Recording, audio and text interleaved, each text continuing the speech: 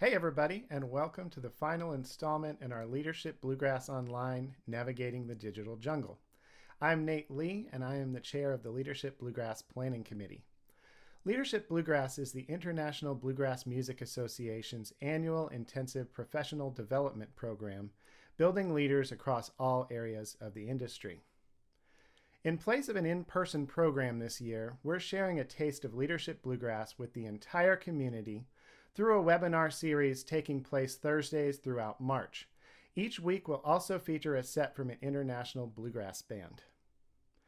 Now, voting season for the IBMA Bluegrass Music Awards is quickly approaching. In order to vote in the first round ballot, you must be a current professional IBMA member by Friday, March 26th.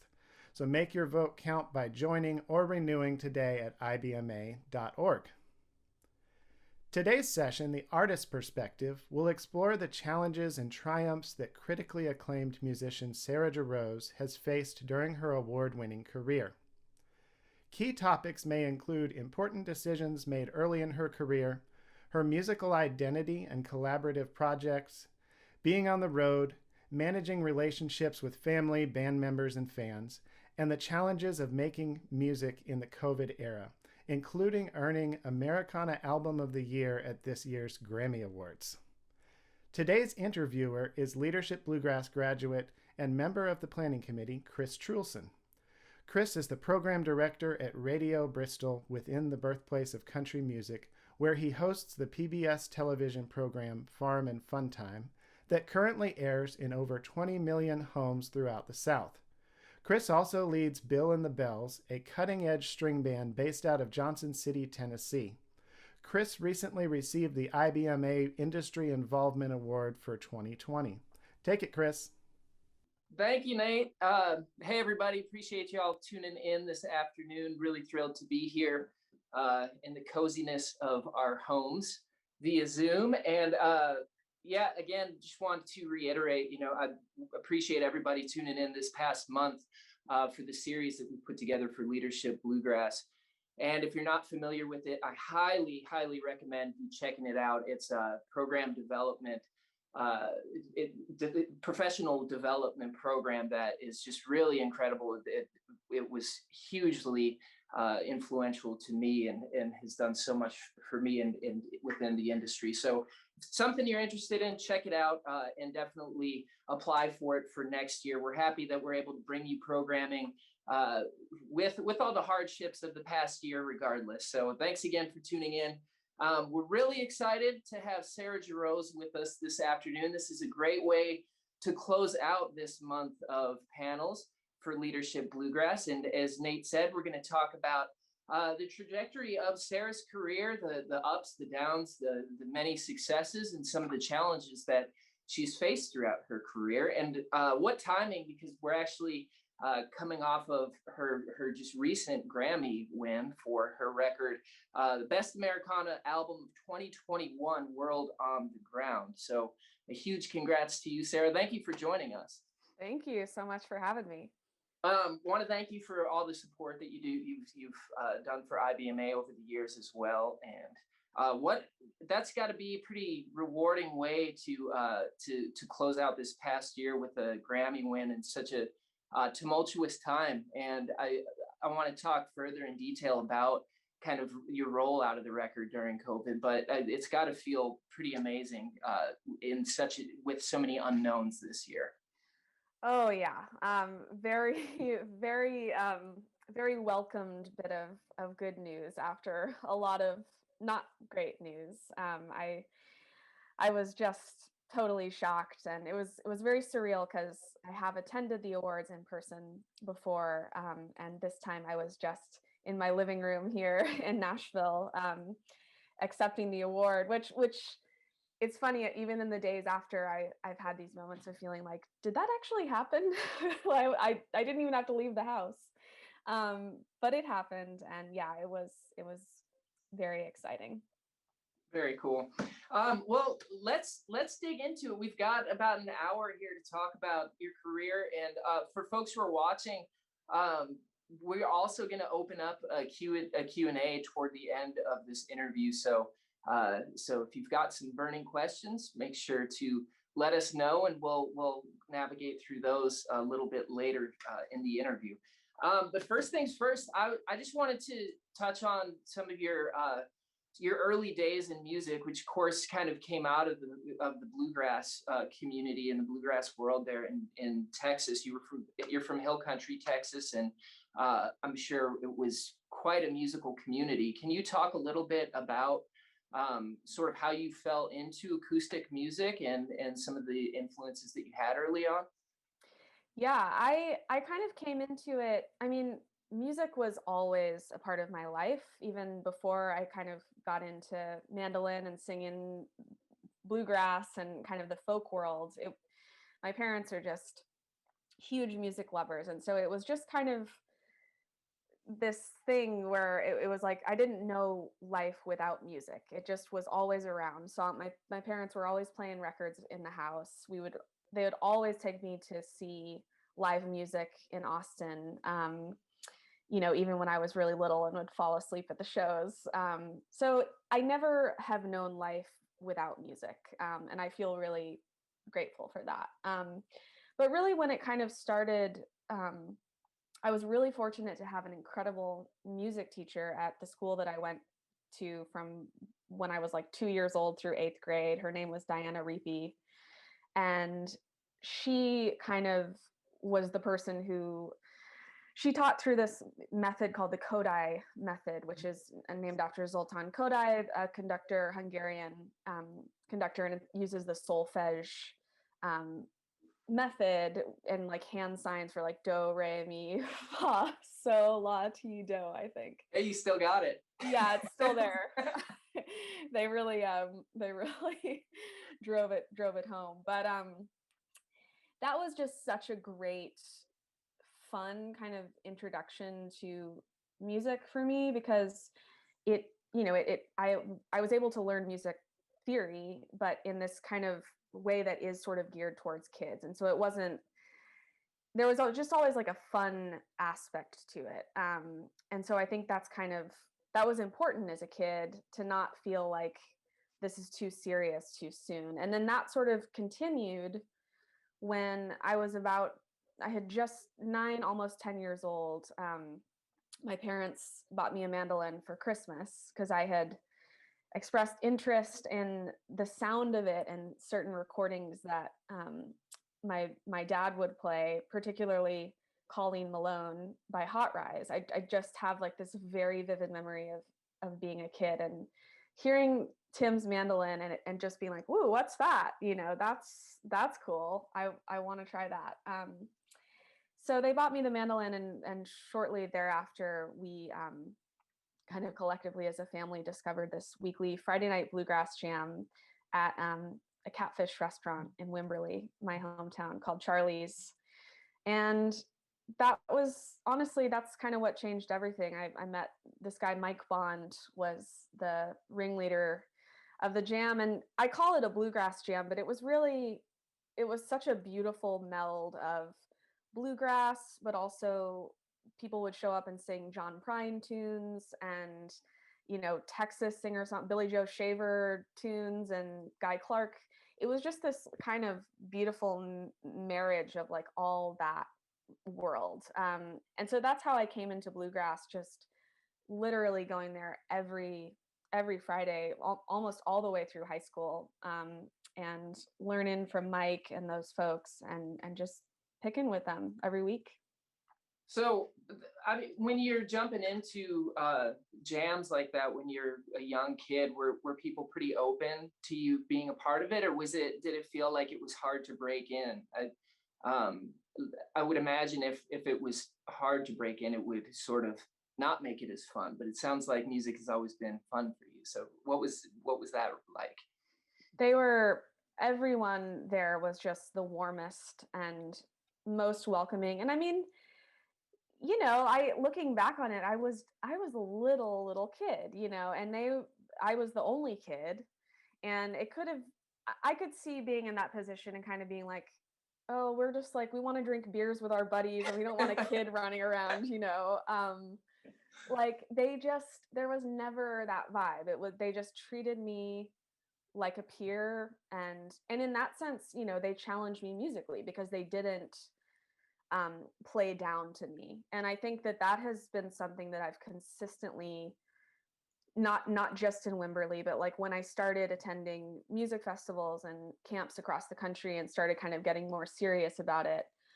I'm just so thankful for like all the teachers who never dumbed it down, and just kept the level really high, and kept it really challenging. And that's how you, and it's scary. It's not to say that, as a little kid there weren't times when I would be intimidated to join a jam, especially once I started traveling and going to IBMA and playing with people that I didn't know. I think there's definitely an element of having to overcome a little bit of, I'm scared to join this jam, and when the solo comes around to me, have my solo worked out or whatever. But that's all a part of it. That's all important.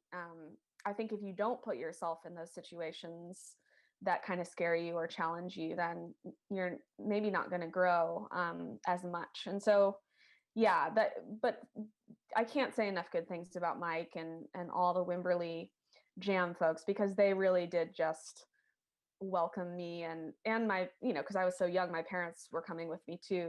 They welcomed us in, and it became like a family. So speaking of kind of pushing yourself and getting to the next stage in development and evolving, it seems like that was something that you were very much aware of and pushing yourself from a very early age. And I know you had some opportunities to be on some larger scale stages early on in your career. I know you've mentioned playing at the IBMA Awards way back when, through Pete Wernick, and your early set at Telluride. Like, when you sort of had those opportunities, did those help to cement this idea, like, of you wanting to make a career out of music? Or was it still at that point where you still kind of like, I'm just having fun playing music? Or did it sort of, did you have this perception where it's like, what, this is something I really want to do professionally? I don't think I really had that. I mean, I never strongly considered ever doing anything else. So it's a little bit of both in that sense. Like, I never, even when it was just fun, it was always like the clear option for me was to be a musician. But I don't think I really started thinking about it in serious terms until the set at Telluride, which was, so the IBMA, the Young American Bluegrass Idols. That was, I think that was in 2003. I was 12. And so that was definitely like the first, big stand on a stage. And, Chris Thiele was there, and it was like this overwhelming thing as a kid, but so fun. And I even then, it was just a fun kind of thrilling thing. And I don't think at 12 I was thinking like, this is an important step in my career, and I think Pete Wernick has a lot to do with that, because he was so involved with us and just such a great coach through all of that, kind of like leading us through that experience in a really balanced way. I could see someone in that position, feeling pressure that it has to be this great thing, and kind of putting that pressure onto kids. And I never felt that from Pete. I mean, he made us feel like it was important, and he didn't like downplay it, but he made sure that we were learning a lot, but it was also fun. So, yeah, I don't think it was until Telluride, my first set at Telluride, which was in 2007, when I was 16, that I sort of felt like, oh, this is like kind of a turning point, and this feels like maybe the first step towards wanting to actually make a career out of this. Mm-hmm. Talk a little bit about some of the camps that you were a part of early on. And I mean, I find it so interesting that, this is the bluegrass community, the folk community is a relatively small community of people. But you were really able to form relationships that you've maintained throughout your career when you were a kid. I just find that amazing. And it's one of the most positive, cool things about the music. Talk a little bit about that. And, in hindsight, looking back, those are probably pretty important stages for you musically, but also like just building your friendship and connection to other musicians. Totally. I mean, that's maybe the thing I'm most grateful for, like looking back, how, and I talked about this in my IBMA keynote speech about how open my heroes were to it is possible at a bluegrass festival to just walk up to your hero, and ask them some advice, or like maybe find yourself in a jam session backstage afterwards. It wasn't like this far-fetched thing. It just was sort of like a common occurrence. And yes, you had to, I don't feel like it was just a given. I felt like I had to work really hard at my instrument to kind of put myself in those situations. But the fact that it was still not like there's the backstage world and there's the audience, it was kind of this like all flowing together between the heroes and me as a kid. And I think, then when I started becoming a teen and going to camps, so the Mandolin Symposium was a huge one for me. David Grisman and Mike Marshall and Chris Thiele started the first one, and then it kind of, I think Chris got so busy with Nickel Creek that it was sort of more Dog and Mike Marshall, and then Tim O'Brien and Hamilton de Holanda and all these incredible folks out in Santa Cruz. And that was kind of the first, besides IBMA, meeting other kids my age playing bluegrass, Mandolin Symposium was sort of where I started feeling like I was making friends who are my age, who are also really interested in this music. And yeah, I mean, it's exactly what you said. It's so special that almost every single one of those people that I met when I was 13, and now I'm almost 30, we're still friends, and we still, even if we don't see each other all the time, it's like music is the connector, and music somehow winds up bringing us all back together. And yeah, I think it's like kind of the small nature of the bluegrass world that people feel these close ties with each other. So you mentioned Telluride and some of the opportunities that came from that. It seems to me it's pretty amazing. At 16, you were offered some of the a record deal with Sugar Hill, and it's like all of a sudden it was time for you to really push in a direction of professional career musician. Was that at the time? Did it feel like that, or was it intimidating? Talk a little bit about how that transpired. Yeah. Yeah, it was a little intimidating. And, I didn't, at that point, I didn't have a manager, I didn't have an agent. I was offered that gig at Telluride purely based on Craig Ferguson, who's the head of Planet Bluegrass, having heard me play, like jam at the Rocky Grass Academy. And Rocky Grass was the other one, the camp that was hugely, actually I went to that one first before Mandolin Symposium. That one was so important in my life. And that was how Craig heard me, was just like jamming in the campground. And then eventually he offered me what they call a tweener, which is like playing one or two songs in between the main stage acts as they're like changing over the stage. And, it's so crazy to think back, and like something like a tweener, kind of, in a way, it was almost like that you could have looked at that as the turning point and not the like main stage Telluride set, because the tweener was the thing that got me the Telluride set, But yeah, I just feel really, really grateful for Gary Pachosa, who we met at that Telluride performance. That's where he heard me the first time, and then invited me to come to Nashville and visit his studio and kind of make some demos. I had never been in the studio before. It was all brand new. And I think, there's something about maybe him he's the father of two daughters who now they're like family to me. And I think it was really great. I had a lot of trust in him for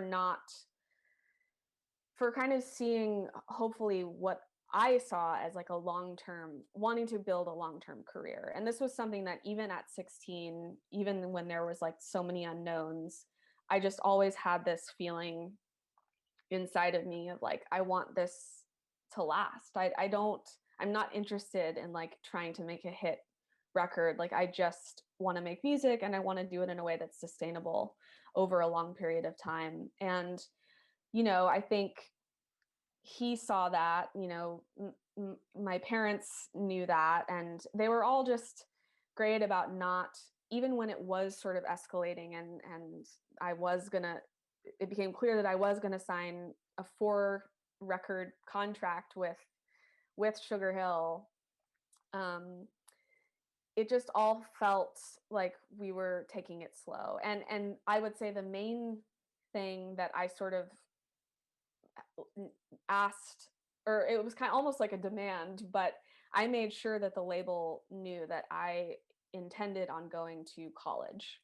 And honestly, when I look back, that was kind of like this protective barrier of like, for me to not just go straight out onto the road when I was 18, which, some people do that and it's great. I think there was part of me that thought like, this will be more long lasting if I just like really take the time to kind of just like be a human and not just like rush out onto tour. And I think that was also good for the label to kind of understand, to know that I wanted to take my time and them not just see me as like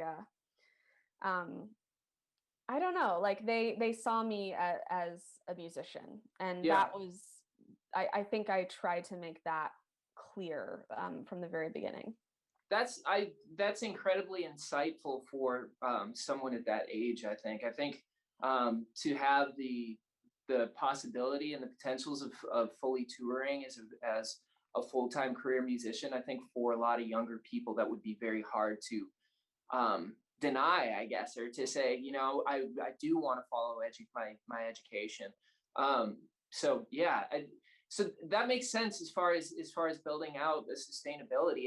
Speaking of that, like, how did you find any sort of balance? I mean, because you've signed a four record deal with Sugar Hill, which you worked with Gary on all 4 of those records, and you were able to produce all this great music and tour while you were going to the New England Conservatory. Like, how in the world is that manageable? Honestly, I have no idea. Like, I think back on that time and whew, it was a whirlwind for sure. I was just always working. I mean, when my friends at school were like going on spring break or like going home to visit their families at a winter break for Christmas, or I was flying to Nashville to record, or I was flying, my summers were completely packed full of touring. Yeah, I mean, it was just very much one of those, you have to kind of take it one day at a time situations, because if you think about if I thought about everything that I had to do and everything that was scheduled to do, it would have been too overwhelming. And that's not to say that there were definitely times where I felt super overwhelmed. And I kind of had this, I would say like about halfway through school, like after my sophomore year, because I think, yeah, I had recorded my second album during my sophomore year of college, and like after that year, I sort of had this moment of like, can I finish school? Like, should I just bow out and like go on the road now? Like I gave it my best, and I had this feeling of like, okay, if I'm gonna go out onto the road, I'm gonna do it now after my second year, as opposed to like getting 3 years in and then bailing on the last year. I was like, if I make it through my junior year, like there's no way I'm not gonna finish, Um, and that was just, I mean, I will say like a part of it was definitely my parents' encouragement to stick with school. They're both teachers, and I think it was important to them too that I see that through, because they knew how much I was actually enjoying it when I wasn't overwhelmed. They could kind of see like how good it was for me, I think, from like a bird's eye view. And on top of that, the Boston music scene at that time was just thriving. I mean, it was like on fire, and all of the friends that I had made at those camps when I was a teen had all flocked to Boston, and we were just having jams practically every day. Like we all lived on the same block, and it was, I kind of thought like, well, if I want to be here in Boston for this, like if I'm going to be here, I might as well like see this school thing through. And when I look back, I'm so glad that I did. And my NEC community has just been amazing. And I actually just did a masterclass for them a few nights ago, which was so fun to see like the current students that are there sounding amazing. Were you getting any, was there industry pressure for you to be out more during that time? Or, was that something that you had to push back on, or I would imagine so. Yeah. And that kind of, so around that time, I started working with Bobby Cudd as my booking agent around the time that I went to college, I think. Because I remember that I was, my freshman year, I have like these vivid memories of being in the dorm, like working on homework, and then I didn't have a manager at that point, so it was just me communicating directly with Bobby about booking things, and he would just sort of, there were tons of offers coming in that ultimately it was tough because I had to, NEC didn't really let me miss a lot of school. I think the only like big chunk of school that I ever missed was 1 week when I did the transatlantic sessions in Scotland. But otherwise, like everything I just did on the weekends or in my breaks or in the summer. So yeah, and then that was another thing I meant to say. Like, I think when I had that moment after sophomore year, that was like, I need a manager. Like, yeah. I need more of a team to kind of help me navigate this. And then that's when I started working with Denise Stiff, and we worked together until about a few years ago when she retired. And Denise, I think Denise was just so crucial to my career. She worked with Alison Krauss, managed her for I think like 23 years or something. And I think her experience, having worked with Alison at such a young age, really came in handy for working with me and kind of navigating that crazy time in my life. There could have been some good strategy too of not being on the road all the time, making your more desirable in places, because it's easy to over tour sometimes. So maybe that was potentially a hidden positive thing. Absolutely, yeah. I mean that. Yeah, I think she and I, once we started working together, we talked about that, like how that 100% was the strategy in terms of a young artist trying to create a career that is long lasting and not just like blowing it out of the water, like all in one go, and feeling there is some courage. It takes some courage to have this belief that opportunities are going to be there after they're presenting themselves to you. It's and there's no guarantee that they will be, but I think I just had to believe in that, and ultimately maybe it's like a weird like manifesting thing, manifesting that they're going to be there when when you need them and want them. But I think in the end, it was just probably the fact that I was just truly committing to working really hard and kind of not giving up ultimately.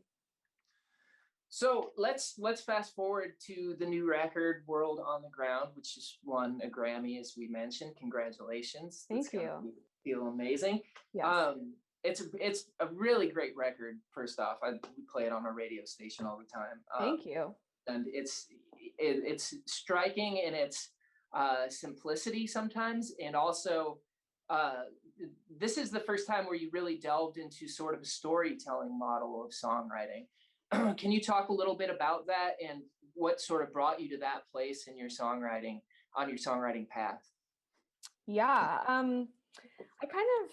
So a big shift was, you mentioned I had worked with Gary Pachosa on all 4 of my previous albums, and this was my first time working with a different producer, John Leventhal, who is just one of my biggest heroes musically and production wise. I mean, I would say his work with Sean Colvin was the main reason that I wanted to work with him. I mean, her records were prominent in my household growing up. And so, part of it was that shift, just a shift in perspective from the producer that I was working with.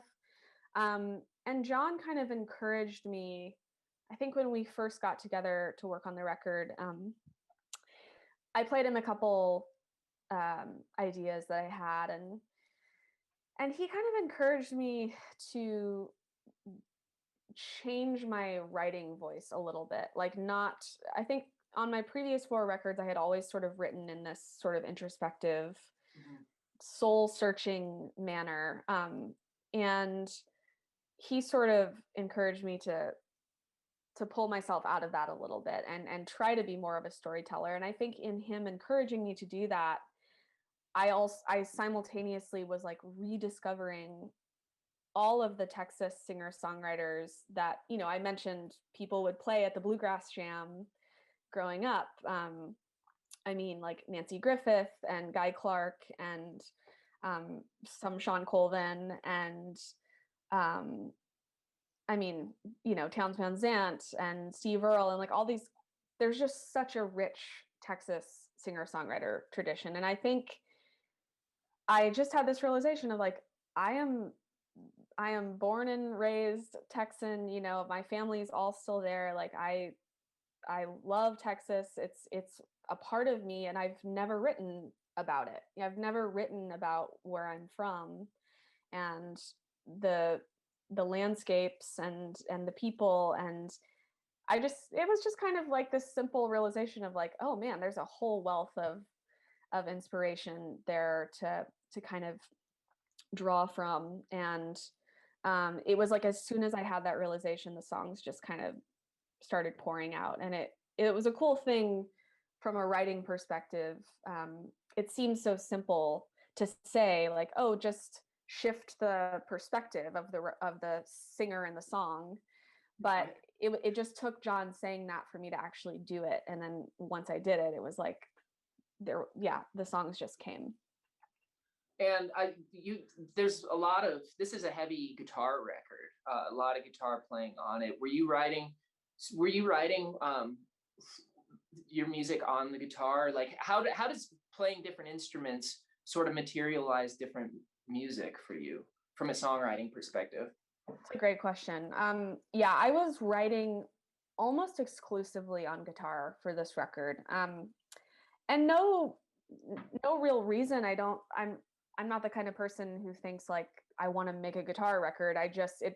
It just is sort of like whatever instruments are laying around the house that day, and I kind of tend to gravitate towards one for a while and then gravitate towards another for a while. And in the making of this record, it was the guitar, and I just was getting really into playing guitar around the house. And geez, even this year, especially in pandemic, I've just been playing tons of guitar. And I think I would say I mainly write on guitar and octave mandolin. I never, almost all the writing that I would do on mandolin in in the early days would be, it seems like when I pick up a mandolin, I want to write instrumental music. Like that's what I'm drawn to when I play mandolin. And that's what my brain hears, and that's sort of where my ear goes. And so Octave Mandolin was such a great discovery for me. I bought mine. I have a Fletcher Brock octave that I bought at IBMA, actually.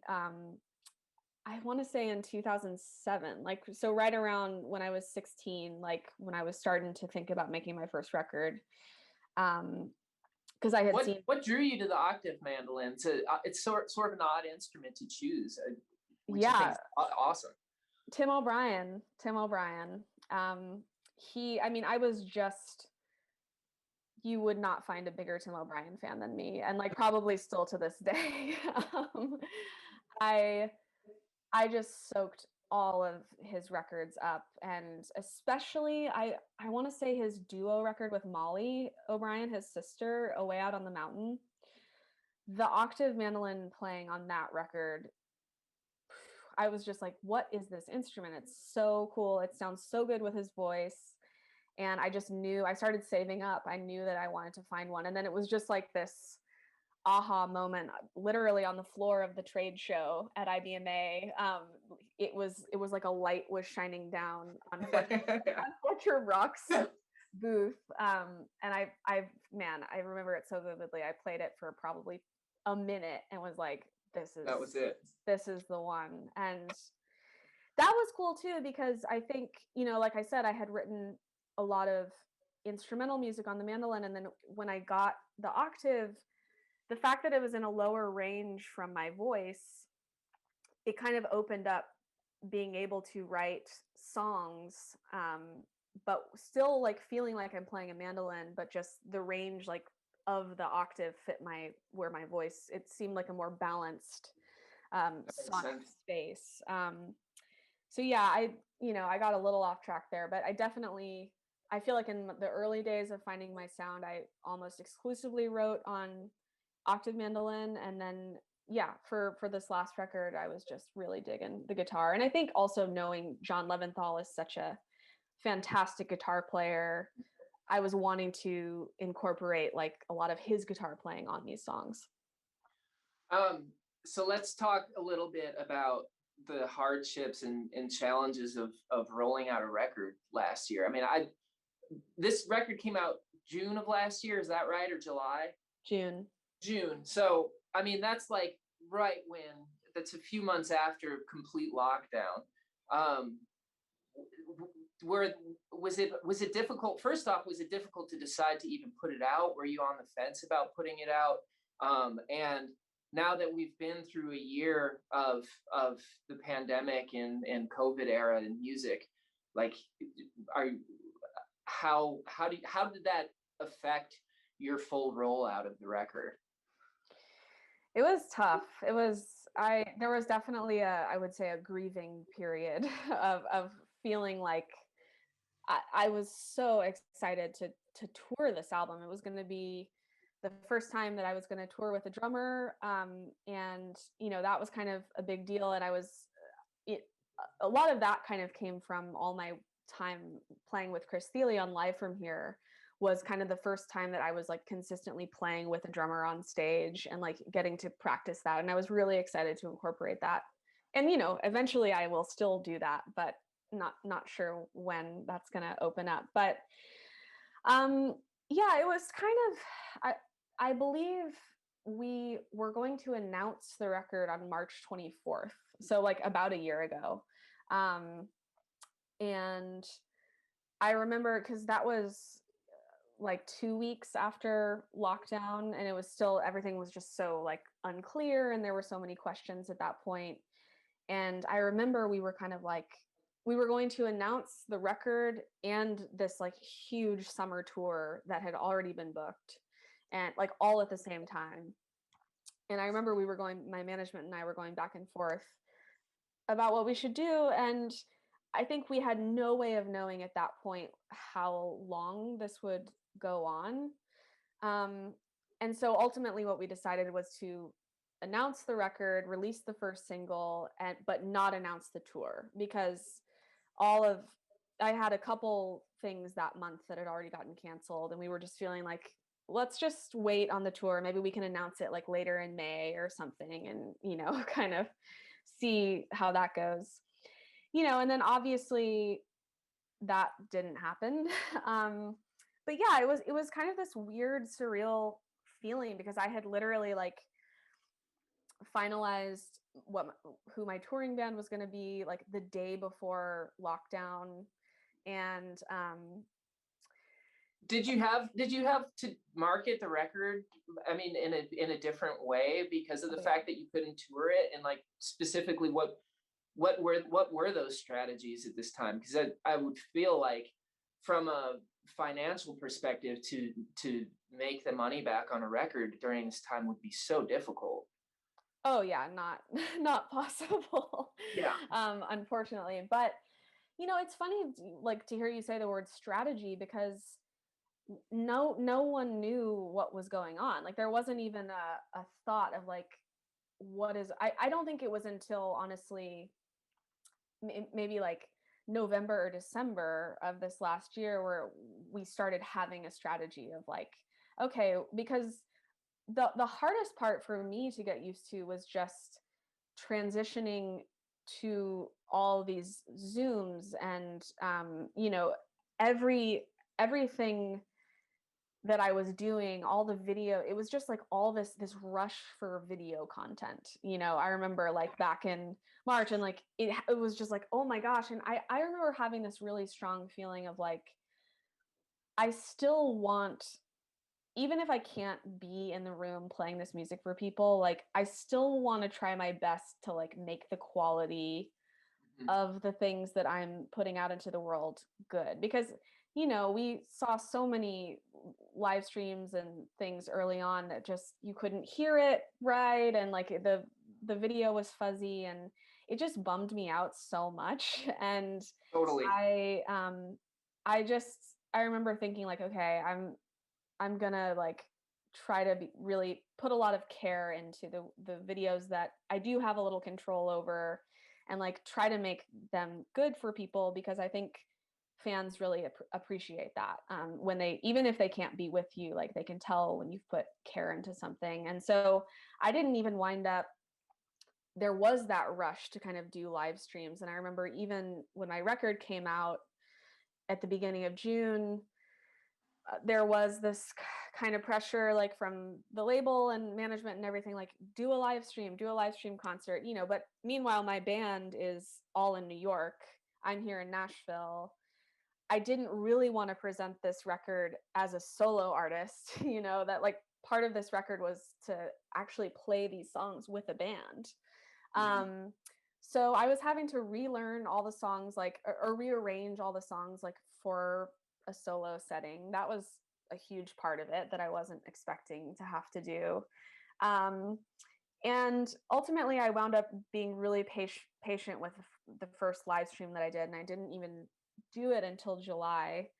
And wound up what I've really come to like doing in terms of actual live stream performances is pre-taping it, but doing it as if it's live, like literally like not stopping, like just going through, talking to the audience like as if they're there. That's really helped me, because I feel like there's no video lag when you do it that way.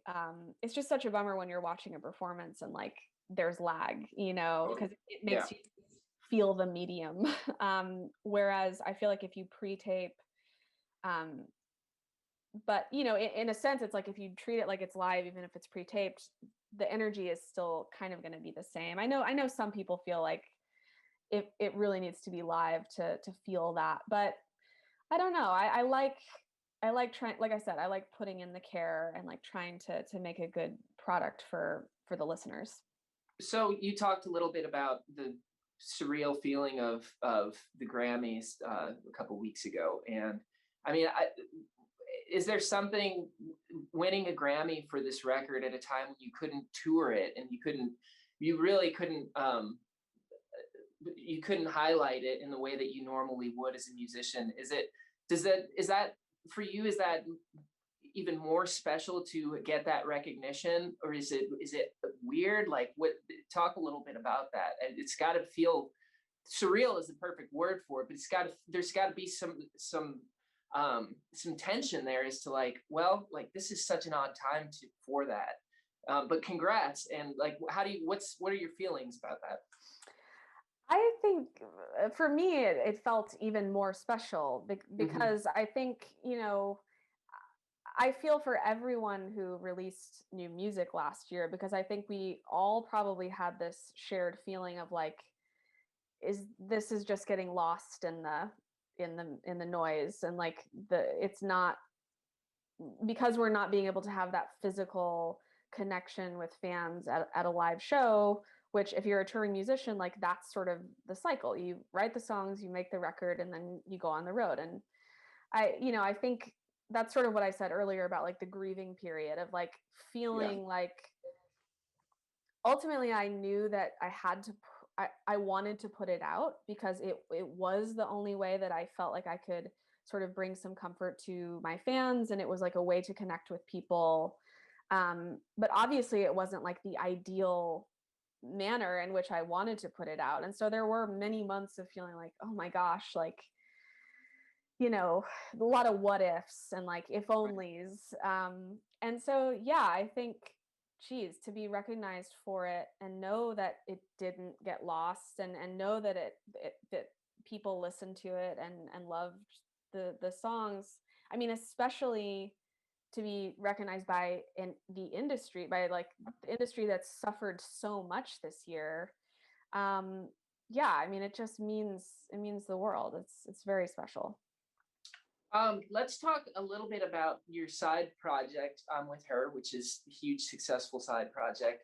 And then I'm going to open up questions for a Q&A here in just a few minutes.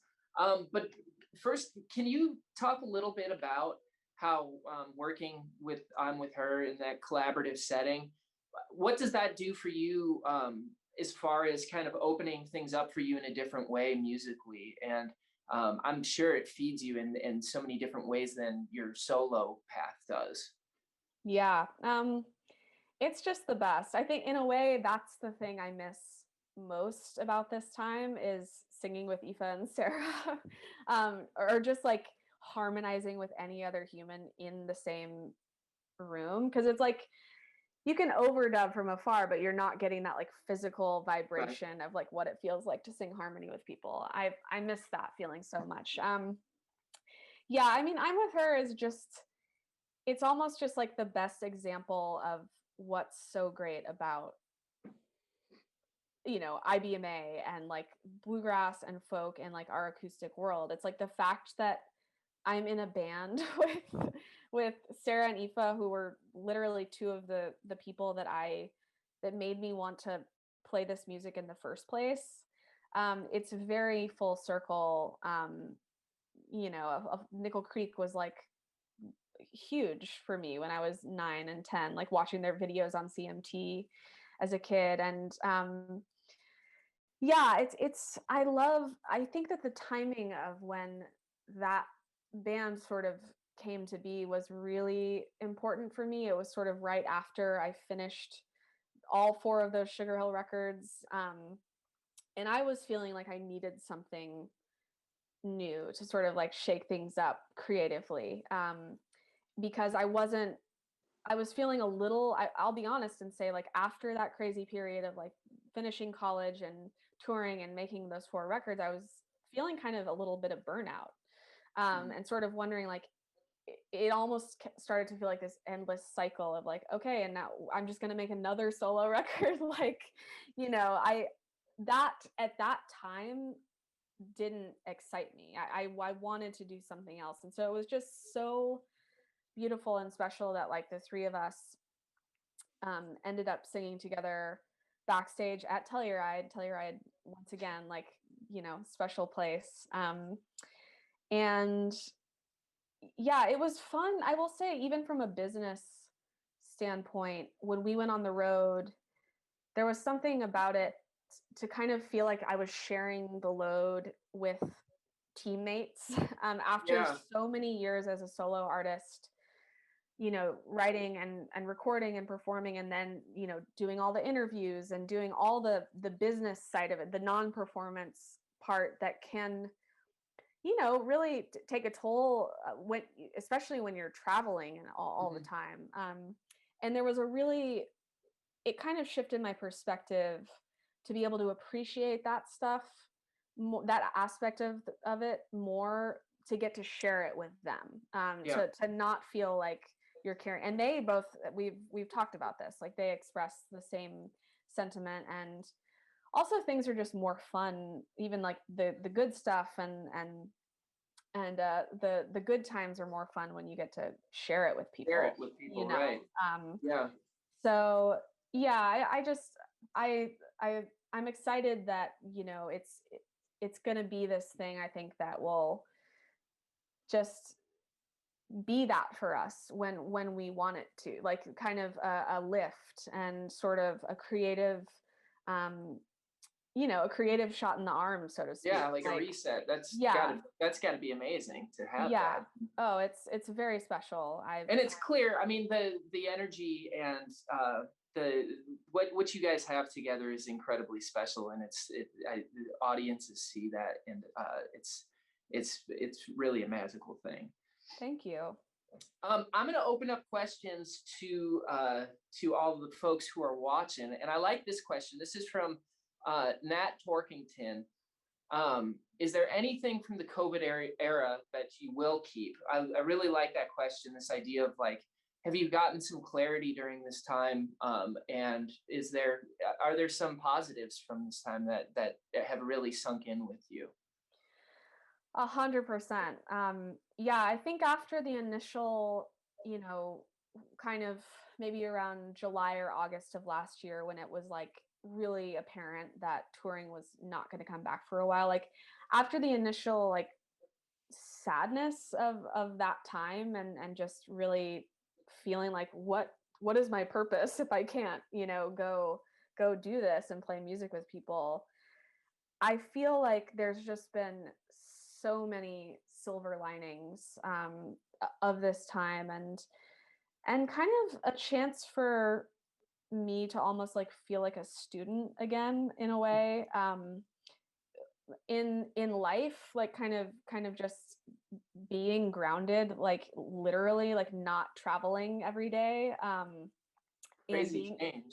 Yeah, it's like by far, like probably since I was 16, and started doing all this, this is by far the longest I've ever, not gotten on a flight, like been in one place, woken up in the same bed every day. I mean, that has taught me a lot about myself, and allowed me to kind of take the time, just from like, I mean, a mental health standpoint, to like really focus on my health, and a lot of the things that kind of get lost on the road, because it can be very hard. And then, yeah, musically, to have the time to kind of listen to stuff that remind myself like why I'm even doing this in the first place. Like I think sometimes the business side of things can sometimes feel like a bit of a snowball, and it just keeps rolling and rolling and rolling. And so to just come to this abrupt stop, to be forced into it, it's allowed me to kind of ask those questions, and like, why am I here? What am I doing? Yeah. And having that like curiosity that a young person, or not even a young person, but someone new to anything, feels. And I want to really try to carry that with me after that, like that almost like wide-eyed sense, like, it's very easy in the music world to sort of start to feel like, just, I don't know, get down about all of it, and feel like nothing's happening, or feel stuck. And I think to combat that, you have to sort of approach things with this like wide-eyed curiosity and nature. Yeah. And it's beautiful to get the reminder of like, why am I doing this in the first place? Because it's so easy. And I think for most musicians, it's been so easy for us to just push forward and to keep going and to sort of forget about the reason why we do this. So yeah, it's been a very eye-opening year for that reason, for sure. Let's see. Bill Warndick asks, how old were you when you began playing in the contest at the Old Settlers Festival? Bill Warndick. Hi, Bill. Nice to hear your name. Well, first of all, I think I met Bill at the Old Settlers Festival at that first, I think the contest, I want to say I was 11 years old. Old Settlers was the first Bluegrass festival that I went to. It was, and it still exists. Obviously it didn't happen this last year. I think that might have gotten pushed to the fall of this year. But that was where I first met Nickel Creek. I actually got to see John Hartford play there with Nickel Creek a few months before he passed away, actually. That's where I first met Tim O'Brien and Daryl Scott. And yeah, it was just so, and it was literally 20 minutes from my house. So it was just kind of this crazy thing. As an 11-year-old, yeah, I did they had a little band contest, and that was fun for me. Speaking of Tim O'Brien, Lori is asking if there could be Sarah and Tim collaboration in the future. Yeah, I mean, I certainly hope so. I actually, he wound up recording a song that we wrote together, and that's like the Water is Wise, it's called, and I think it was on his last record. So there's that. I wasn't actually playing on that recording, but that was like obviously a dream come true to get to write a song with Tim. Yeah, I hope that there will be more playing with Tim in the future. Here's a great question. This is from Nat, and this question is, how's your relationship with Bluegrass, Acoustic, and Americana, singer-songwriter, all those labels? How have they helped or hindered you? And were you ever strategically thinking about which label you wanted? And that's something I wanted to ask you. You're so gifted with fluidly going through genre and not being hindered by them. So what's your perspective on that? I try not to think about it. Yeah. I think that it's not your job as a musician. It's not my job as a musician to decide what category it falls into. And I think, I feel like I can almost hear it when people try to fit into a certain vibe. Like, it's best to just make the music for the music's sake and let the folks that care about the genre title, put it where they will after the fact. I think it's hard for me to even say what I would call my music. It's definitely been referred to as all of those things that he mentioned: bluegrass, acoustic, Americana, singer-songwriter. And I feel like all of those are appropriate. So sometimes when it just gets stuck into one, it's like, well, no, but it's not just that. Yeah. So I think if you're a musician and you're actually creating, I would encourage you to not get too stuck on like trying to create music to fit into a certain vibe. Just make music that seems right to you. Good advice. We've got time for one more question here. This is a question that asks, any advice you would give to folks looking to sign to a record label, and any big lessons that you learned in those first few years, assuming after being signed? Yeah. Wow. Well, it's interesting. I mean, so much has changed since then, since I signed with them at 16. I mean, geez, that was like before Spotify. That was before any of the streaming services. It was still, I think was one of the last folks to kind of get in the door while people were still buying records. People were still buying CDs. So it's a complicated question. I think there's so many opportunities for musicians to not have to be on a label now and like and still get their music heard. And I think that's really a great option for some. I don't think that these days like the label is the only way. And in fact, I think it might not even be the best option for someone just getting started in a way. I mean, it depends. Every person, every artist is different and kind of requires a different team. But I think I feel really grateful that, like I was saying at the beginning, even though it was kind of this daunting thing as a 16-year-old to sign and in retrospect, it was crazy to like sign a four album deal is no small thing. I mean, that's like 10 years of my life, right out of the gate.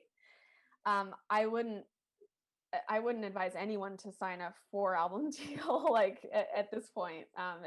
It's too much is changing too quickly to kind of be locked into something for that long. It was great for me at the time. And like I said earlier, because they understood where I was coming from and that I was able to still go to college and like do that simultaneously. But I think you just have to like try to explore all your options, know that, and try to find a team that gets you for your music and not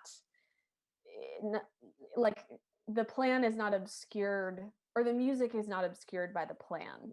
So I guess that might be the way to say that.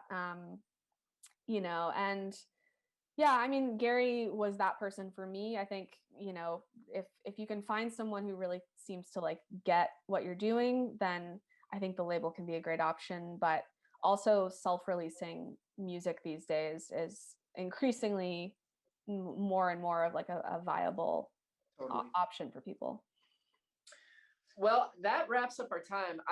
This has been really insightful. Thank you so much for spending your afternoon with us here at Leadership Bluegrass, Sarah. You're an inspiration, and huge congratulations. And we look forward to seeing what else you're going to keep doing throughout your career, because you're always pushing and moving into new places, and it's really inspiring. Thank you so much. I've loved this chat so much. And I'm going to hand it back over to Nate. A big thanks again. Make sure to check out Sarah's Grammy Award-winning record, World on the Ground. It's a fantastic record. Thank you.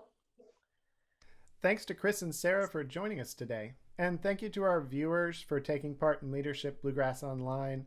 We've really enjoyed this month of navigating the digital jungle along with you. If you missed any sessions or performances, you can find them on IBMA's YouTube channel. And if you're interested in taking part in our official in-person Leadership Bluegrass program, applications will open in the fall. Check ibma.org for future updates. We hope to see you there. Thanks to BMI for sponsoring today's session. So our in-person program has been held in the BMI offices for nearly 20 years, and we really, really appreciate their support.